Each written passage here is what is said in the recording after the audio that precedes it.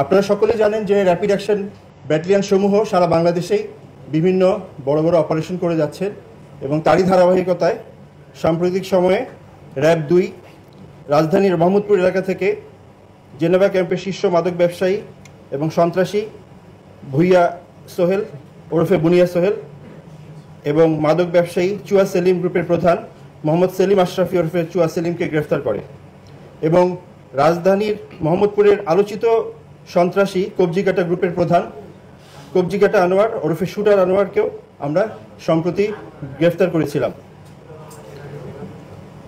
মোহাম্মদপুর এলাকায় আইন শৃঙ্খলা নিয়ন্ত্রণ এবং জনগণের জানমালের হেফাজতের জন্য আমরা নিরলসভাবে কাজ করে যাচ্ছি। গত 5ই আগস্ট থেকে অদ্যাবধি র্যাব 2 বিভিন্ন অভিযান পরিচালনা করে এবং আমরা এ পর্যন্ত 71টি দেশি বিদেশি অস্ত্র, 1440 রাউন্ড বিভিন্ন ধরনের অস্ত্রের অ্যামুনিশন এবং প্রায় 24,000 পিস ইয়াবা, 1.5 কেজি হেরোইন,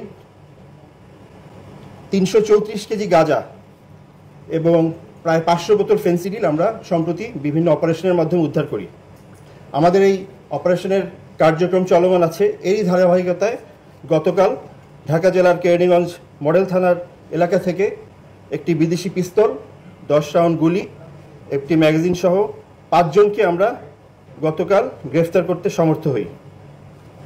গ্রেফতারকৃত আসামিরা হলো মোহাম্মদ সাইদুল ইসলাম ওরফে স্বপন, মোহাম্মদ রায়হান, মেহেদি হাসান ইউসুফ, মোহাম্মদ আবুল হাশেম এবং জুয়েল মিয়া। ঘটনার বিবরণ: গতকাল আমরা গভীর রাতে একটা সংবাদ পাই যে আমাদের ঢাকা জেলার কেরানীগঞ্জ থানাধীন ঘাটারচর এলাকায় একজন মাদক ব্যবসায়ী আছেন, তার নিকট অবৈধ অস্ত্র এবং মাদক আছে। এই বিষয়টি আমাদের আভিযানিক দল তখন গোয়েন্দা নজরদারি শুরু করে এবং তথ্য সংগ্রহ করা শুরু করে। পরবর্তীতে র্যাব 2 এর একটি আভিযানিক দল এই তথ্যের ভিত্তিতে সুনির্দিষ্টভাবে ঢাকা জেলার কেরানীগঞ্জ মডেল থানাধীন ঘাটারচর এলাকায় একটি বাসায় অভিযান পরিচালনা করে। অভিযান পরিচালনাকালে আসামি মোহাম্মদ সাইদুর রহমান ওরফে স্বপন, যার ব্যাপারে আমরা ইতিমধ্যে তথ্য পেয়েছিলাম যে তার কাছে অস্ত্র আছে, এবং তাকে আটক করা হয় এবং তাকে জিজ্ঞাসাবাদের পরে সে স্বীকার করে যে তার বাসার যে বেডরুমে সে বসবাস করে সেই বেডরুমের খাটের নিচে একটি বিদেশি পিস্তল, 10 রাউন্ড গুলি এবং একটি ম্যাগাজিন আছে। আমরা তখন তল্লাশি করে সেটা উদ্ধার করি এবং এই অস্ত্রটা কিভাবে তার কাছে আসলো, তার উৎস এবং এর সাথে আর কারা কারা সম্পৃক্ত, এটার ব্যাপারে তাকে জিজ্ঞাসাবাদ করা হয় এবং এই জিজ্ঞাসাবাদের পর্যায়ে আমরা আরও অনুসন্ধান করি এবং আমাদের অনুসন্ধানের ভিত্তিতে এই অস্ত্রটির কেনাবেচার সাথে জড়িত থাকার অভিযোগে আমরা আসামি রায়হান এবং মেহেদি হাসান ইউসুফ এই দুজনকে প্রথমে গ্রেফতার করি। তাদেরকে সাভার জেলার ভাতুরকা এলাকা থেকে গ্রেফতার করা হয়, সাভার থানার ভাতুরকা জেলা থেকে এই এলাকা থেকে গ্রেফতার করা হয়।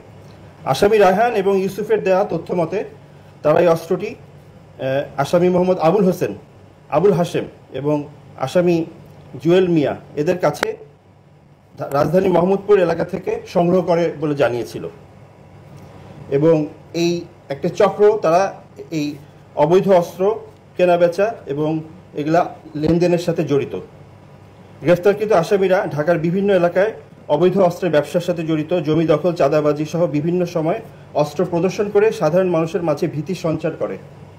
র্যাব আইন শৃঙ্খলা পরিস্থিতি স্বাভাবিক রাখতে দুষ্কৃতিকারী এবং স্বার্থান্বেষী মহলের অপতৎপরতার সাথে জড়িত সকল ব্যক্তিদের আইনের আওতায় আনার জন্য বদ্ধপরিকর।